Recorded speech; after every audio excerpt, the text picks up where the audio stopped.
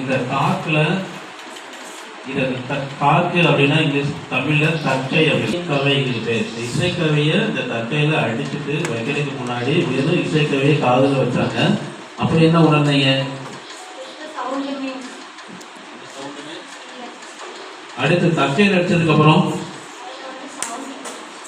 அதுல வந்து சவுண்டு கேடுச்சு அப்படின்னாங்க. இது எப்படி நடந்திருக்கும்?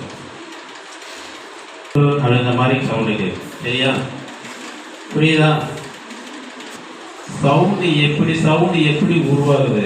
சவுண்ட் நம்ம முதல் ஆக்டிவிட்டிஸா பார்த்தோம்ல, சவுண்டு திடப்பொருட்களை பரவுறதுக்காண்டி அந்த ஸ்ப்ரிங்ல செஞ்சு பார்த்தோமா? அதே இது இந்த திடப்பொருட்களை ஒளி பரவும் போதுல அது எந்த வடிவில் பரவும் அப்படின்னா நெட்டலையால பரவும். சரியா? அந்த நெட்டலை எப்படி பரவுது அப்படின்றதுக்கான ஒரு ஆக்டிவிட்டி.